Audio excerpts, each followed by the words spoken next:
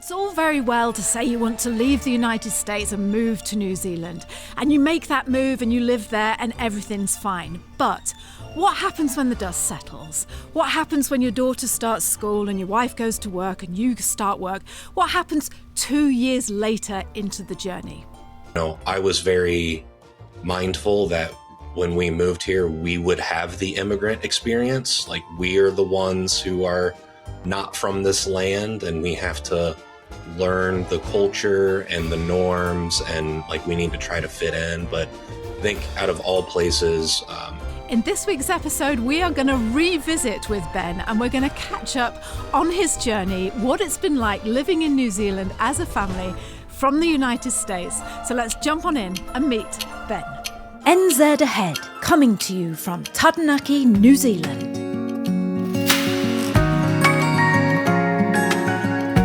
Ben, welcome back to the NZ Ahead podcast. I'm thrilled to have you repeat guest to come on and give us a follow-up to how life in New Zealand has been for you. Yeah, thanks for having me. The last time I spoke to you was just over a year ago, and you'd moved from America, Missouri, and had set up a life in Auckland. And it was such a fantastic interview. And what I want to do today is catch up with I love doing this, with all the things that were new to you and find out how they've been, because you've been here nearly 2 years now, haven't you, in New Zealand? Yeah. It's coming up on a 2-year anniversary. So for people who didn't catch that last interview podcast, I will put a link. Let's hear who you are and how you came to be in America, in New Zealand from America. Yeah. So my name's Ben. My wife, her name's Kira. We have a daughter named Cora, and it was a 3-year plan to come from the States to New Zealand. There were a lot of things we had to do to prepare. But it was our dream. And as my wife says, a goal without a plan is just a wish. So we had to make sure we had a plan to tick all the boxes. And like I say, you can go back and watch all the interview about how you got over here and how you came over. Kira is a nurse, and that's how you got your straight to residency. But the thing I want to jump straight on in, and I'm sure if you watch that interview, you'll be dying to know this question, is one of the main factors, I think the actual main factor of you wanting to move to New Zealand was the lifestyle for your little girl. You mentioned that there had been a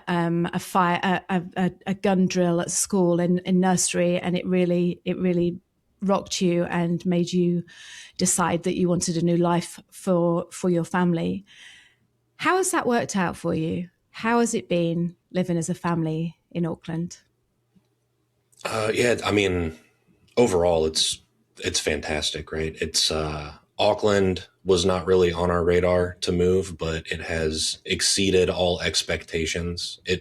I think Auckland truly is like the melting pot of the world. There's so many people from so many cultures, and it's, people are encouraged to celebrate their cultures, not like necessarily fall in line like some other countries might expect you to do. So it's a wonderful place to be. And Cora is thriving. She started year 2, and her first year at primary school was fantastic. There was a lot of growth for her, and she ended up doing all the things you would expect a kid to do, right? Like make friends, have fun, want to play, figure out what kind of extracurricular activities interest her. So we have her in swim, and then school offered a dance program and basketball. And then she recently started karate. So yeah, she's busy. She loves it. And of course, right, the caveat to that is our family and everybody we know is back in America. So of course we miss those people, and that's hard, but technology makes it a bit easier. We can, schedule video calls and catch up that way, and send people, letters and postcards in the mail. And this is where we want to be. That's for sure. And I want to talk to you later on in the episode because you have just made a trip back to the States over the holiday season. And you mentioned it in the Slack group, and you put a post on the Slack group about the things that you'd noticed when you went back. And I want to talk to you about that later on. But going back to you now in Auckland, so you came over without knowing, with no family over here, or without knowing. Yeah, we never even been to visit. So I think I talked about it last time, but we basically did a calculation, right? It's like so we're pretty sure we want to move, and we know where we want to end up, North Island versus South Island. And then we know we need a job offer to make that happen. How much would a scouting trip be, and would it really be worth it? And for us, it was going to be, multiple thousands of dollars, and we just thought we could better use that money when we got here. So yeah, we were one of the few to make the plunge that never came to visit. And then we moved, instead of a shipping container, we just shipped, we came with 7 suitcases. And then shipped some boxes. So we certainly uprooted our entire life to move over here, but we thought it was the right thing to do. We were very supportive of each other, and, you have to commit. Growth is uncomfortable. So, nothing worthwhile is ever going to be easy. And an international move definitely is just like that. It's going to be uncomfortable. It's going to be challenging, but it'll be very rewarding if you stick it out through the end. That's such good advice. And the reason I love your story is because, unlike a lot of other people who come on the podcast, you came from the Midwest of America, didn't you?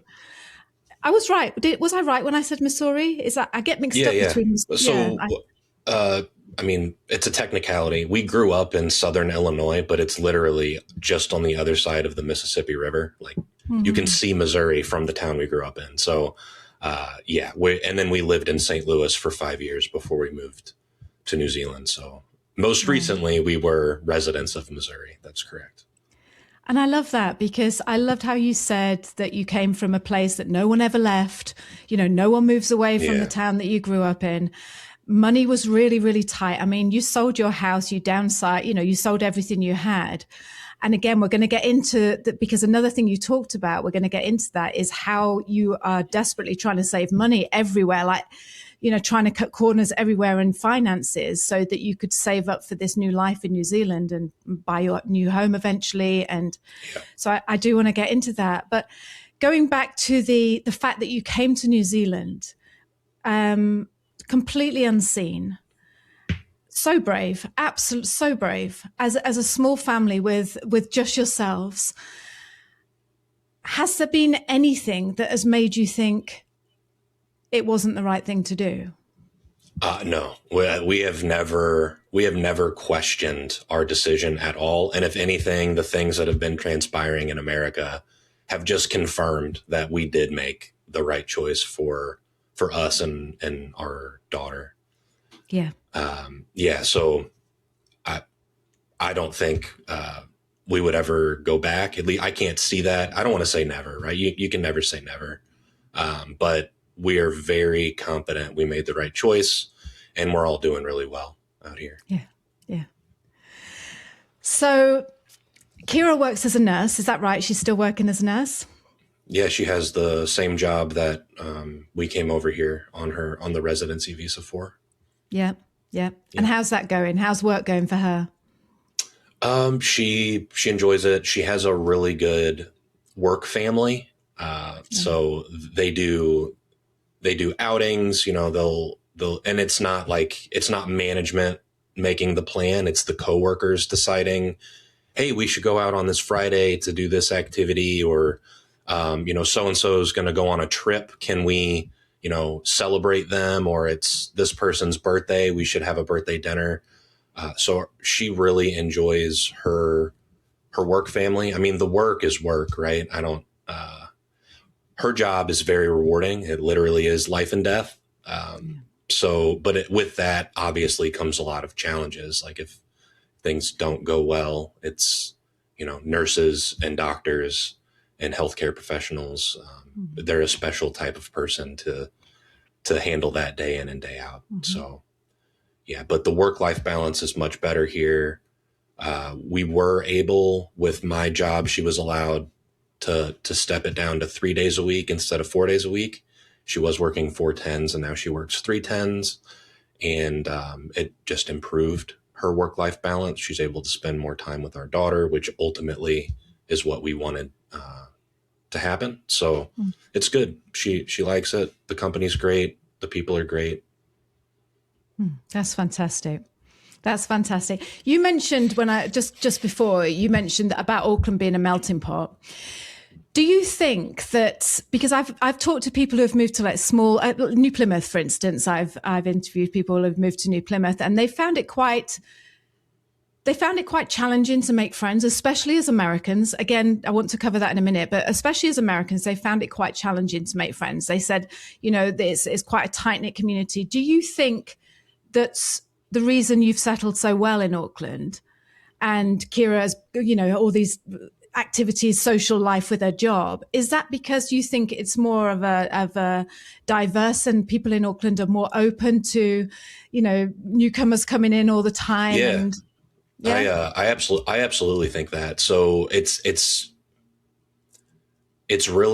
overwhelming sometimes in a positive way. You can be walking the streets in the CBD and you'll hear like 5 different languages being spoken at one time, just from chatter around you. It's amazing. I was very mindful that when we moved here, we would have the immigrant experience. Like, we are the ones who are not from this land, and we have to learn the culture and the norms, and like, we need to try to fit in. But I think out of all places, Auckland is probably the easiest place to do that, because really everybody has an accent. I don't know if Kiwis dominate the population. I would almost say that they wouldn't, based on just the people I see out and about. But it's an amazing place to be. Again, it's exceeded all expectations, and our transition's been relatively easy.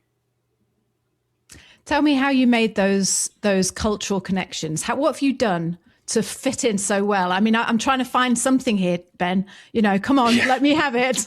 Okay. So I guess the things that you're learning about as somebody living in a foreign country looking to move to New Zealand, obviously the Maori culture is at the forefront, right? Like, it's talked about all the time. Other countries kind of revere New Zealand for how they treat the indigenous population. It's really integrated in the society. And I think it's beautiful. I mean, I know it hasn't always been that way. Like, the mountain where you live used to be Mount Egmont, and there's a lot of people who don't want to call it, is it Mount Taranaki? Is that the? Yes. Yeah. Yes. There's still people who don't want to subscribe to changing that, and they want to call it what they called it. But overwhelmingly, I would say people are very open to adopting, this is the new name. This was the indigenous. It's not really the new name. It's the old name, right? It's what it was called for hundreds of years before it was colonized by the British. So things like that. And then there's a big push for meetings at my work where they pay homage to the native Australians, because my company is international. So we have to take a minute to talk about, we wouldn't be there without the native people of Australia. And then it's the same for the Maori people in New Zealand. So we just try to keep an open mind. Our daughter, in year 1, she's learning Maori. They teach it. And then they also have a class for parents on Monday mornings. If you want to learn before school, you can go, and they have their Maori leader will teach you what the words mean and the right way to pronounce them. And it's humbling, right? It's a beautiful thing. I didn't have anything like that where I grew up. Learning a foreign language was an option. It wasn't really even pushed. It's like, I went all 4 years of high school. I didn't take French or German or Spanish or anything. I didn't have to do it. Looking back, I wish I would have. It, makes extra connections in your brain, and allows for a different way of thinking. Thinking in another language is certainly beneficial to the human mind, but it's just beautiful to see. So there's the curriculum at the school. They do their karakia, their little prayers before each meal, and some people might not like that, but we think it's great, and our daughter really loves it, and she loves being immersed in the culture and learning all about the native peoples and what they've done, and I think it's a beautiful thing. Is she turning into a little Kiwi? She is, yeah. Yeah. Has she got the Kiwi accent yet? It's starting to change, yeah. It's so cute. It's so cute when they start to say words. It's adorable. Then Kira and I, we're going to be the immigrant parents that talk funny, right? Like I already know in like 10 years that her friends are going to be coming over and be like, your mom and dad sound weird. And that's us. We're the Americans who moved here.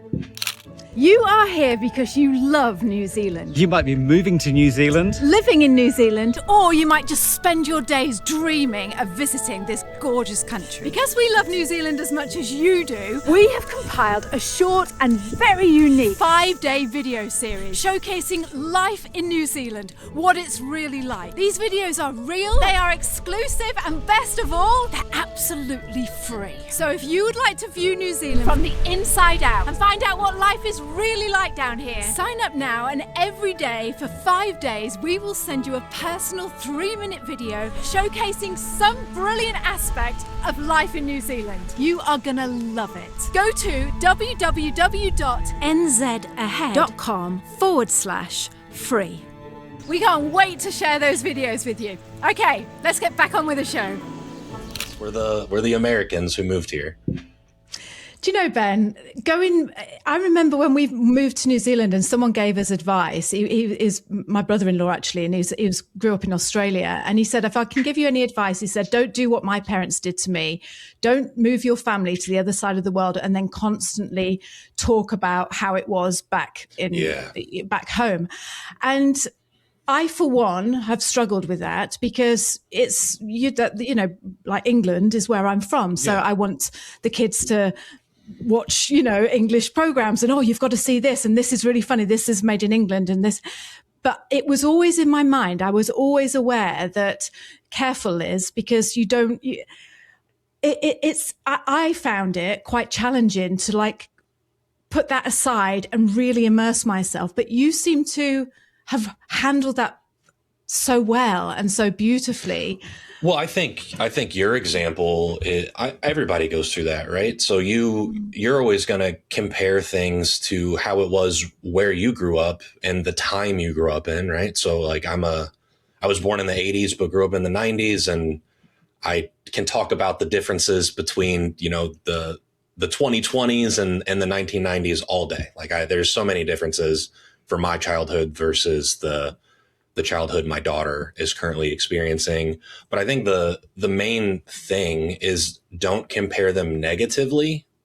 It's fine to make a comparison. So back in America at restaurants, things were like this, and you can just talk about it's a normal thing to say, this was different, but you don't want to focus on you think it was better. That's the real takeaway that we've had. Yeah. So we talk to people all the time. Again, people are really curious about our upbringing, in America. That it's not every day that New Zealanders meet Americans. So they come from a place of curiosity, and I'm happy to talk to anybody about anything, really. I don't mind at all. So it's just about, you don't want to make it sound like it was better than where you currently are, if that makes sense. So that's always how we try to phrase those conversations. It's just different. Is there anything in America that is better than New Zealand? You're putting me up against a wall here. So we did, I think it was 2 days ago. It might've been yesterday. There were talks in the Slack group about real estate and the differences. And as somebody who just bought a home in New Zealand less than a year ago, I will say that the process in the States is better for buying a home. So purchasing a home here, everything is very much skewed one way. It's for the seller or the vendor of the property. They're the one with the agent.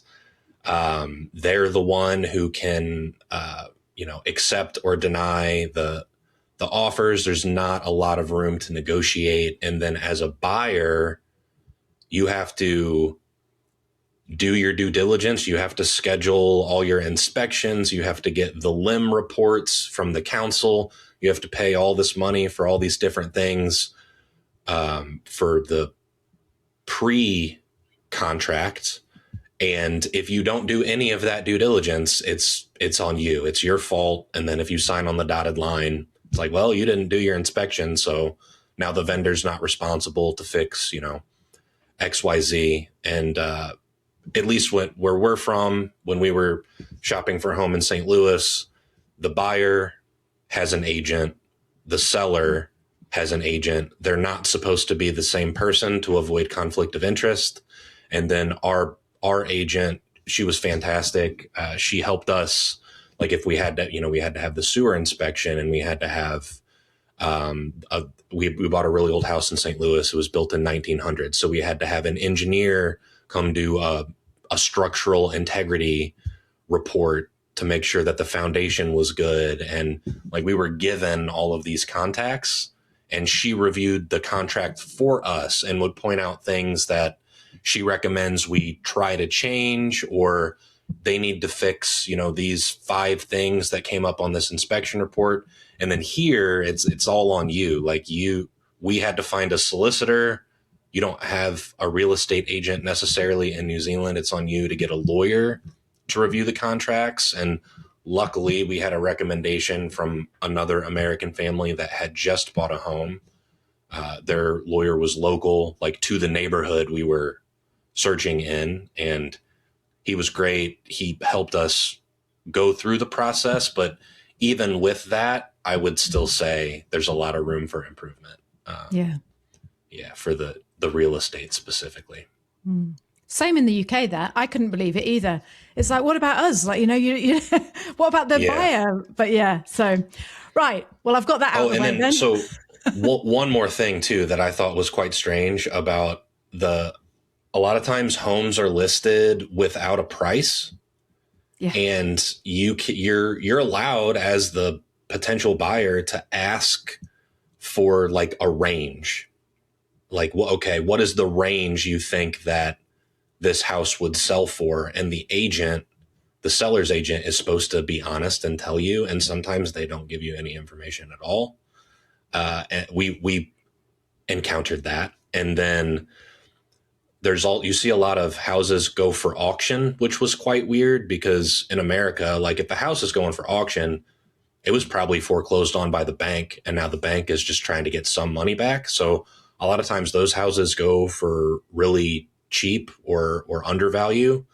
And here the seller can set like a hidden price in the auction that no buyers see.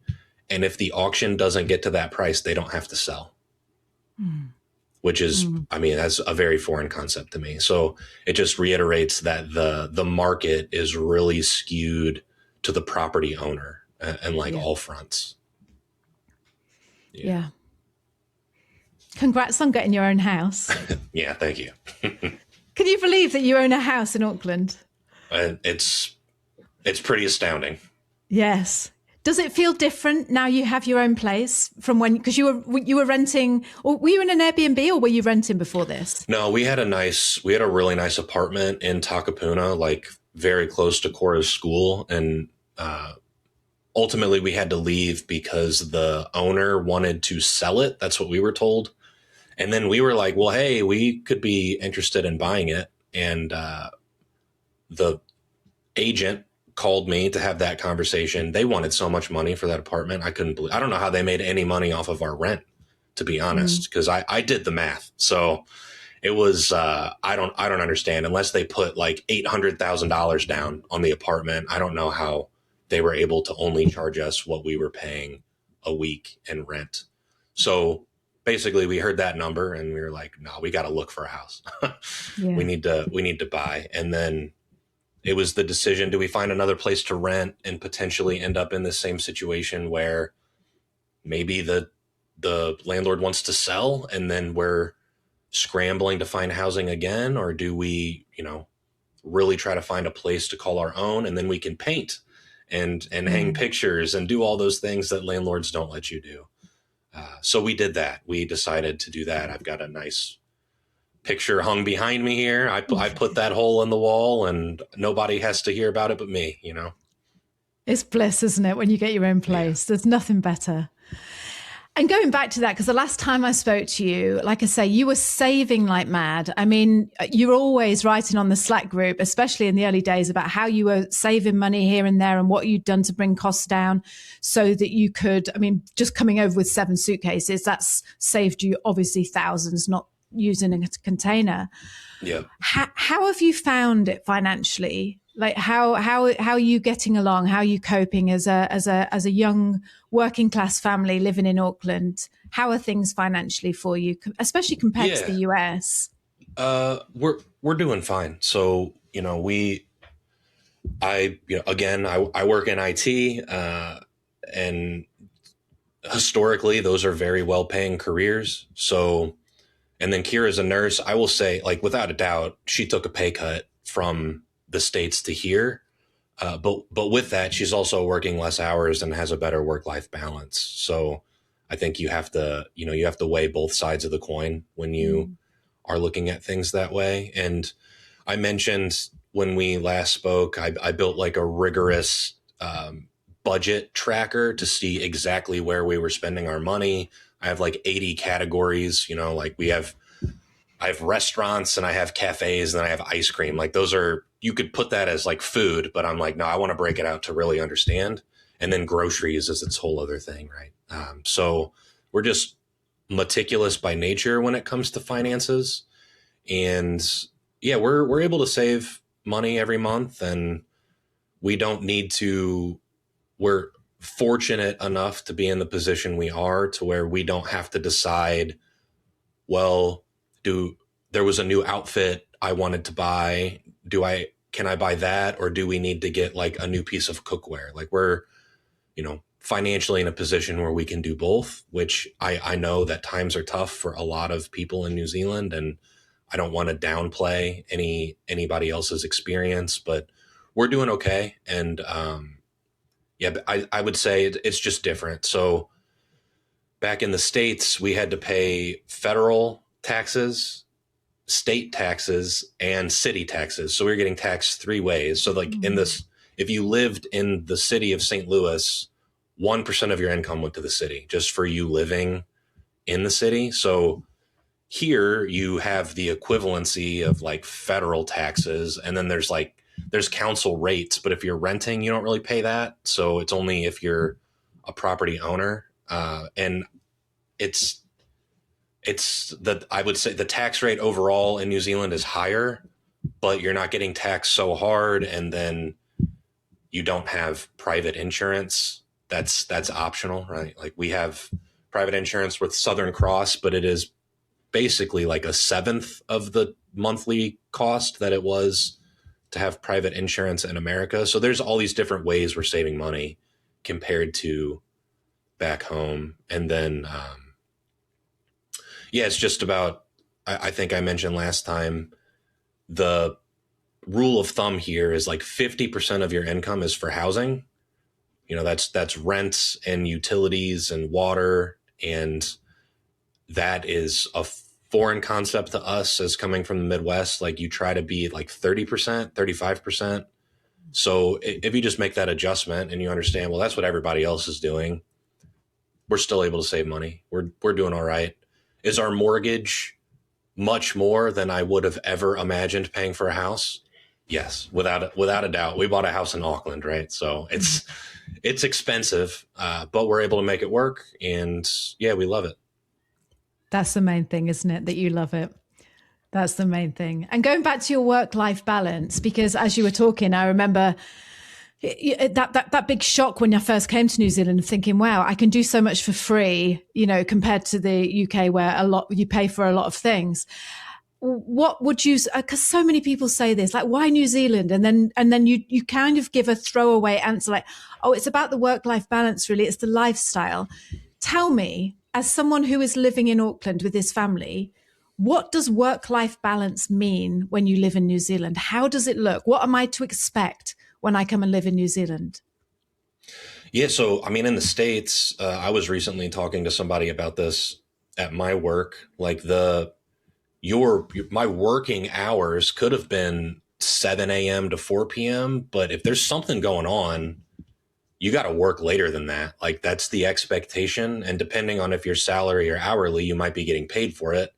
But here it's like very much when your scheduled working hours are over, like close your laptop, turn off your work phone, like nobody's going to bother you.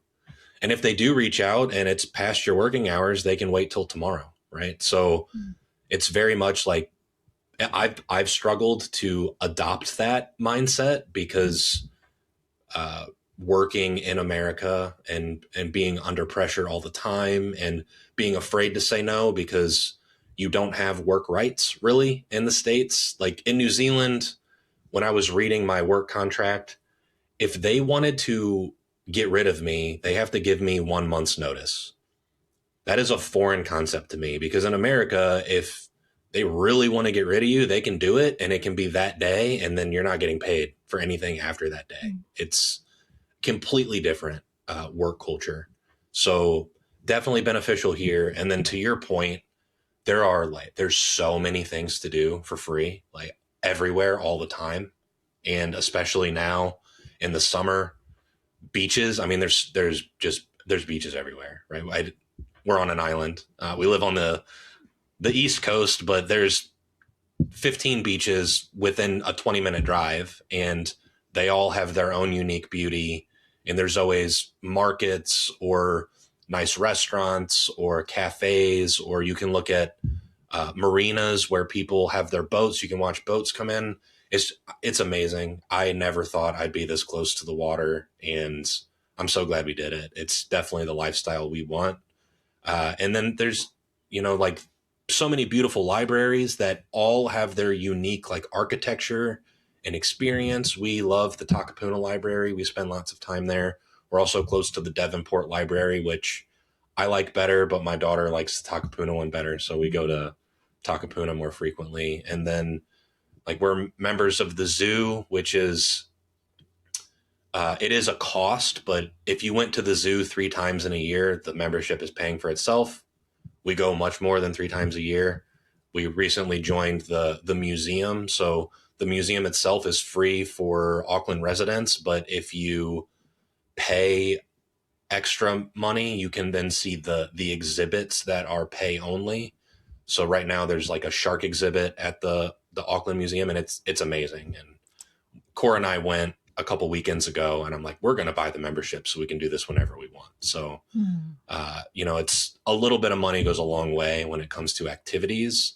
And there's a website called aucklandforkids.co.nz, and it tells you everything going on that weekend, that month, and overwhelmingly all the things listed are free. It's just a bunch of activities that are kid oriented, and we just love checking it out and doing it. And I would, in my opinion, there is no better place to be a kid than New Zealand. And I would say specifically Auckland, because there's so many fun things to do all the time.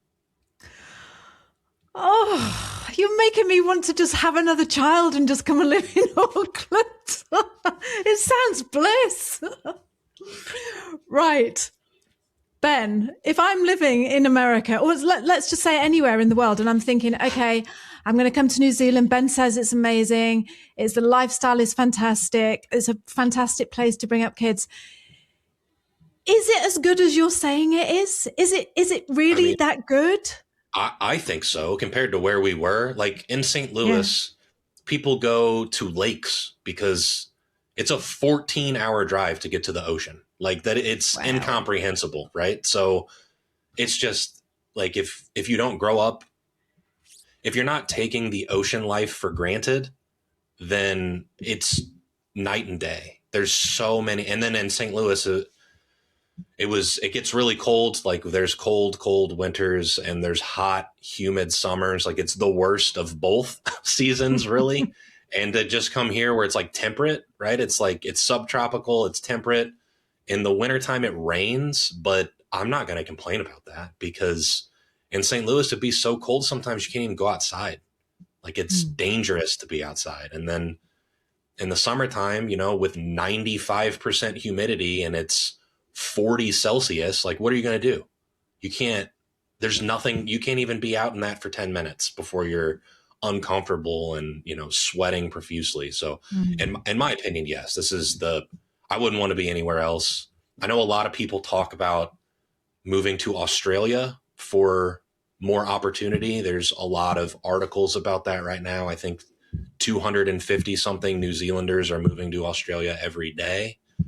But in my opinion, those are people who are like 20 to 25 and the economy's tough. So they just won't work and they know they're going to get it in Australia because Australia has a much higher population.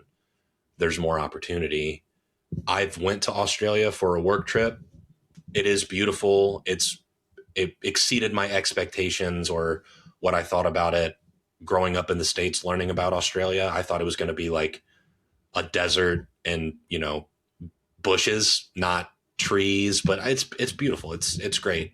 Do I want to raise my daughter there? No. I think being in New Zealand's the place to be to bring up a family, but Australia is a, 4-hour flight, go see some other nice beaches and a different way of life. Like it's close and we can visit.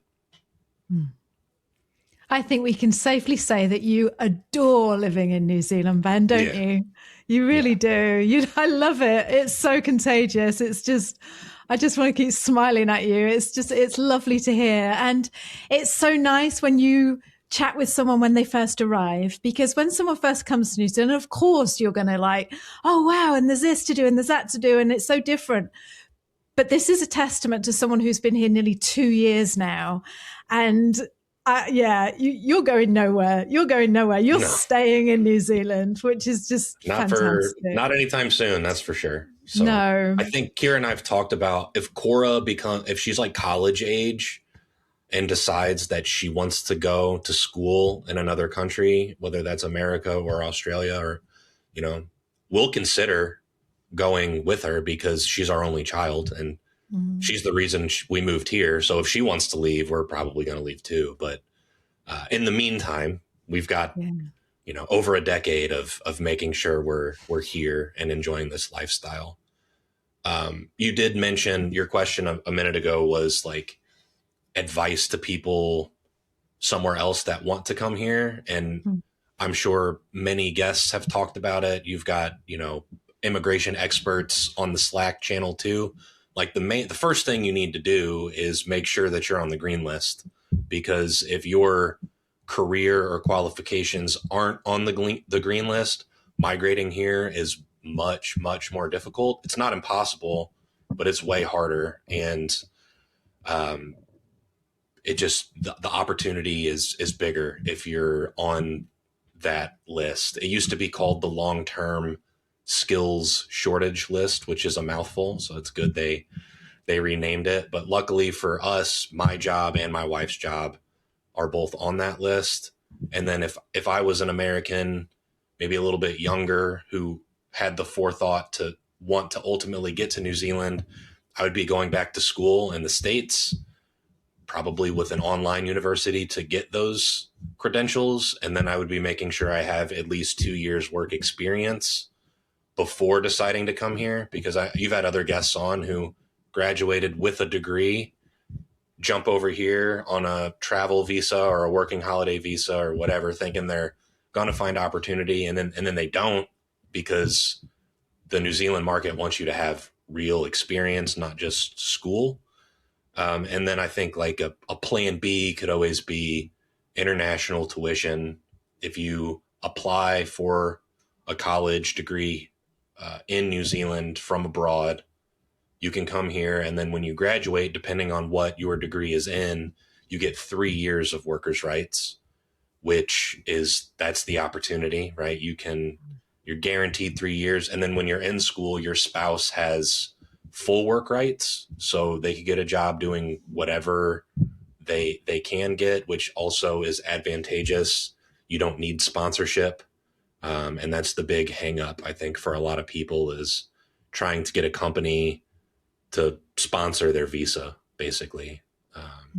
And it's risky for a company to do that, no matter what country you're coming from. So that's my 2 cents. If I was somebody abroad looking to come here, those are the things you have to try to do. Make a plan, right? Again, a goal without a plan is just a wish. Like, you're hoping it'll happen. If you're not making an actionable plan with steps to follow and timelines to get it done, you're just going to keep kicking the can down the road. So make a plan, commit to it. It can come true. I love that. I love that. A goal without a plan is just a wish. I'm going to write that and just put it next to my bed so I see it every morning. Kira gets all the credit. It's not my saying. That's all Kira. Is it? Thank you, Kira. Yeah, that's a fantastic saying, that. I want to just quickly cover what you've just been back to the States. You went back to the States. I'm very aware of your time here, and I don't want to take up too much of it. But you've just been back to the States for a family vacation. Tell me how that felt. How did it feel when you went back and you saw your family and Cora saw her family? And how did it all feel when you went back? Yeah, so going back to see people was very important to us. Since we've lived here, only my parents have come to visit, and that was a year ago. So we'd only been here like 6 or 7 months, and we had some visitors. We haven't had any visitors since. We've been here almost 2 years.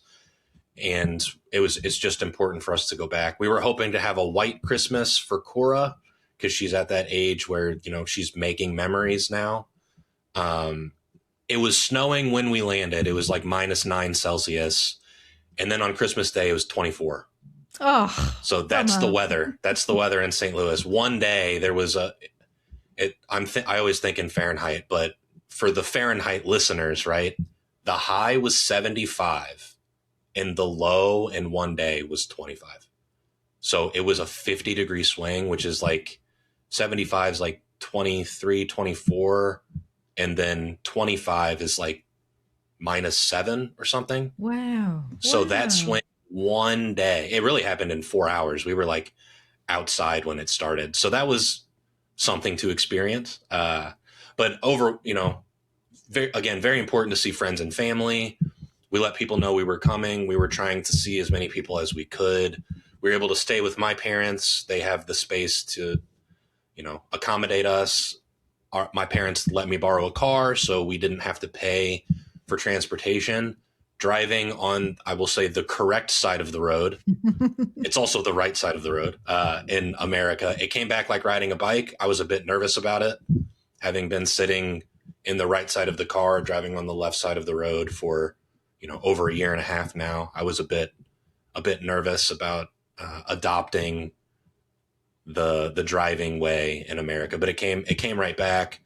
I will say, when people in Auckland want to complain about road rage, they really need to take a trip to St. Louis, because it is nothing like it is over there. Like, stoplights are a suggestion. I'll just put it that way. People are blowing through them all the time.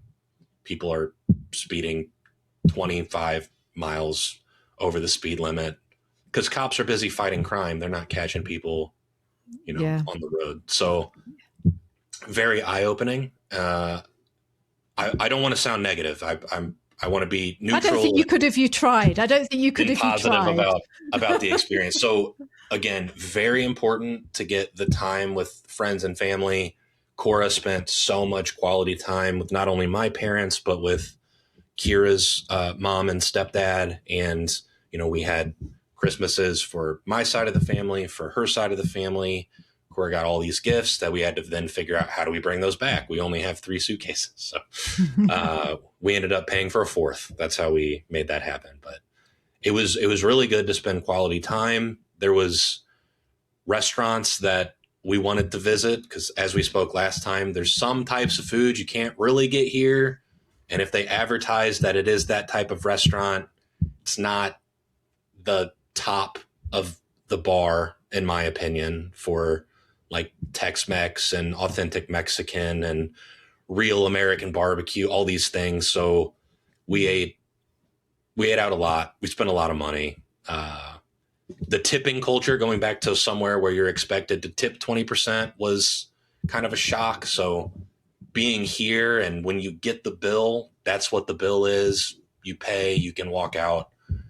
Things look a little bit more expensive, but if you imagine reducing that price by 20%, it's comparable, if not cheaper, than eating out in the States.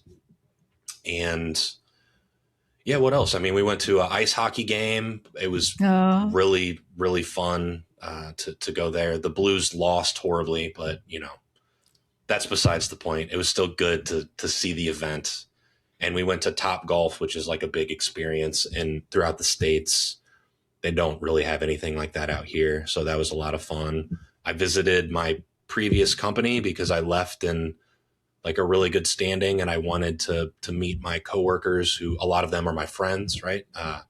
And just let them know how things were. I was welcomed with open arms. Everybody was, so nice. They had wonderful things to say about me, which they didn't have to because I didn't work there anymore. So it was really nice to hear, make all these connections, see the people we wanted to see. That being said, people in the States are under a lot of stress, like economically, politically. There's just all these things going on all the time. And with that, people are rude. So my little saying to Kira when we were out in public and somebody started being rude was like, welcome home, because we forgot about it. Like coming to New Zealand, everybody is so friendly all the time. Kiwi culture is a real thing. It's infectious. It's contagious. Like people are just nice. I don't know how else to put it, but being where we were, again, I can't speak for everybody in America, but in the St. Louis area, that being on edge, assessing people for bad intentions all the time because you don't know if they have a gun, which is a topic we did discuss, like that relief is all settled in now. I feel safe here. I'm not worried about if somebody's armed ever. I don't even have that thought. I think it's smart to like make sure nobody's like on drugs or has ill intentions. That's just good practice to be out in a city anywhere in the world, probably. So I do that a bit, but I've never felt unsafe. I mean, it's all these things that we didn't even expect would be a benefit that were a benefit to moving to New Zealand. Again, America's where we grew up. We'll always hold it dear in our hearts. We want to come back and visit. Kira kind of subscribed to the idea to go back every other year for a holiday. And then after our trip, she's like, I'm okay. Really? We can wait. We don't have to go back in 2 years, maybe 4. I don't know. We'll see. That might change, but it was good to go back. It was very eye-opening. We reaffirmed we made the right decision. We told everybody we visited with, if you guys want to go to one of the most beautiful places on the planet, that's basically on everybody's bucket list, we're telling you can come, and we have a room you can stay in. So hopefully this year and next year we'll get some more visitors. That would be really nice to see. But we're very happy with our decision. I can't understand it. Can you, Ben? Why we've got family members that haven't been out to see us either, and we're like, why not? I get it. Like the flight is expensive, but you've got a free accommodation when you get here, and you just think, oh, please come and see me. But I think when you're the one that's moved away, you have to make that effort to go back, to see the family. Was it hard saying goodbye to your family and friends?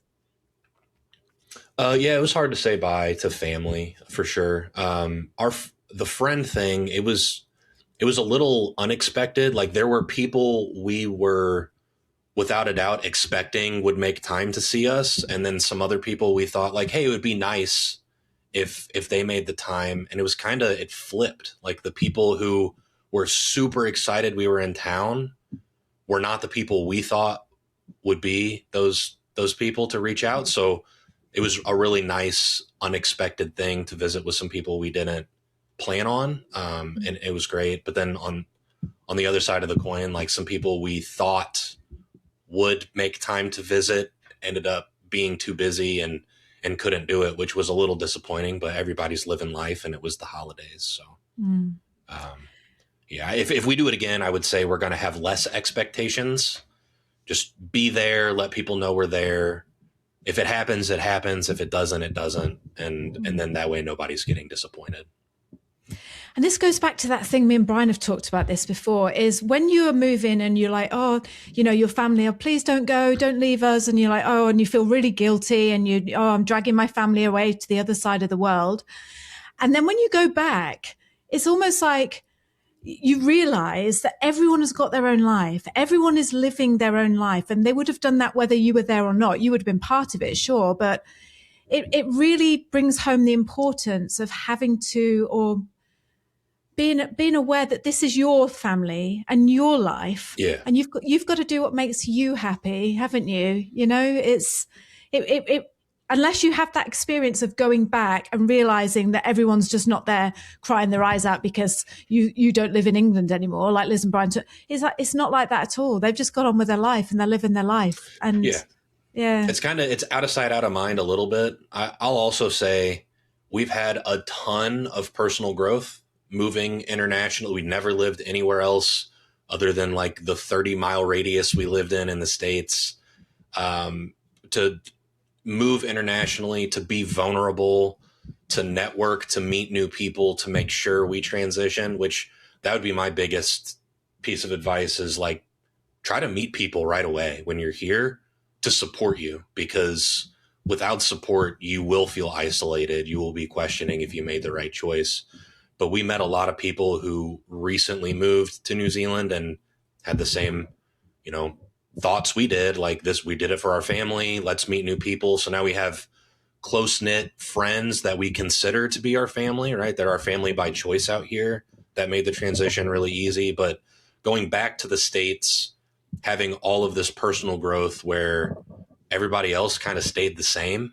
And of course they did, right? They live they're working the same jobs. They live in the same area. They haven't experienced all these things we experienced. It just made me and Kira realize like personal growth is really important, and it's being uncomfortable and doing challenging, hard things. That doesn't necessarily mean moving internationally by any means, but like just setting a goal. Like, is there a certification you want to get for your job? Is there, do you want to go back for a master's and you've thought about it for a long time, but life got in the way? Like just doing these challenging things are so rewarding at the end of it. And we've grown a ton from that. So it's been really good. Oh, I'm so happy to hear that. I'm so happy to hear that.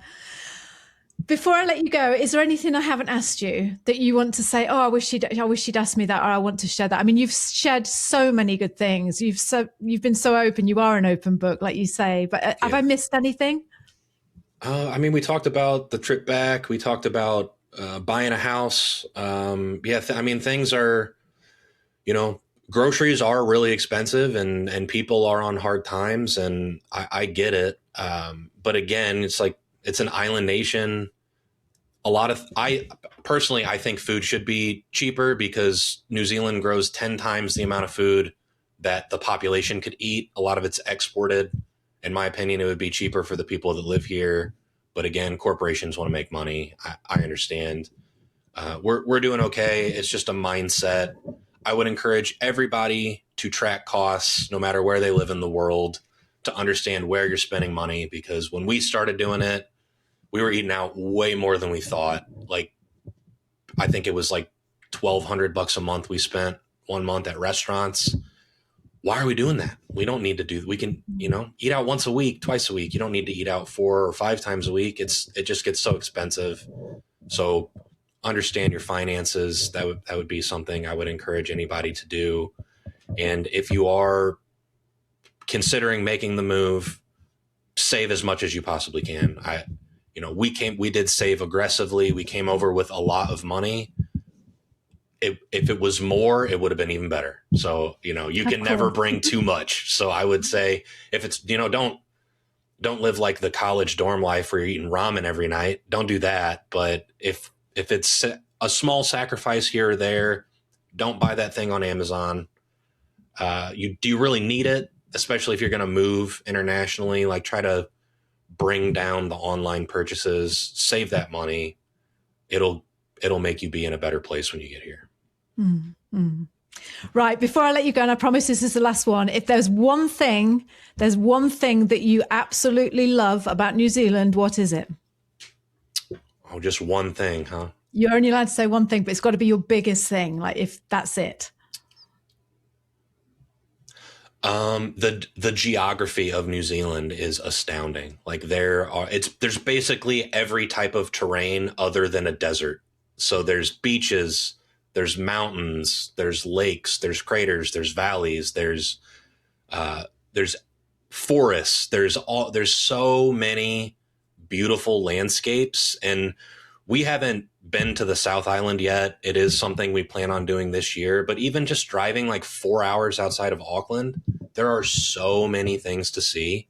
And we moved here. We knew it was going to be a long-term thing. We're not rushing in to all of our trips, but seeing all of these beautiful, amazing, breathtaking places is something we want to do. And it's not really that expensive. You can drive to, Auckland to Wellington is an 8-hour drive. That sounds like a long trip, but in American standards, that's not that bad. People do that all the time for vacation. So there's so many things to see, and there's so many places in between destinations that you can pull off and be amazed, right? There's walks and hikes and little footpaths that aren't advertised on street signs that you can find. And it's breathtaking. We see the ocean from our house. It's amazing that we can do that. I have not gotten used to it. It is breathtaking every morning. Seeing the sunset with the Sky Tower and the Harbor Bridge from our second story window. I mean, it's stunning. This is geographically one of the most beautiful places on the planet. And then I guess the second thing would be the people. I mean, the people are so wonderful. Everybody's so kind everywhere you go. It's amazing. Oh, Ben, thank you so much. Thank you so much. You've given me goosebumps now. Thank you for sharing your positivity and your experience. And also, I just want to give you a big shout out because you're in our Slack community, and you're not just in our Slack community. You do such a wonderful job over there. You started your own channel for Americans just to help all the Americans out. And I just want to give you a public thank you for that because that community would not be the same without you with us. So thank you, Ben. That's very kind. Thank you. Thank you. And thank you for joining us on the podcast today. And we'll catch up again in another year's time. Yeah. Sounds good. Thanks for having me. Give my love to the family and I'll speak to you soon. Okay. Bye-bye. Imagine this. You live in the Midwest of America, in Missouri. You've lived there all your life. You're married to a lovely lady. She's a nurse. You work in IT and you're happy. But then you have a child and you realize that America might not be the place that you want to raise a family. Our daughter was 1 and she was in a daycare. We were told that they were going to start doing intruder drills at daycare. So at the age of 1, they start preparing kids for what happens if somebody comes into your school with a gun. In this week's episode, you're going to meet Ben. Ben and his wife and his little girl moved to New Zealand from the most rural part of America to the most cosmopolitan place in New Zealand. They're living in the North Shore, Auckland, and today he's going to share with you all the differences, both good and bad, that he's encountered while moving to New Zealand.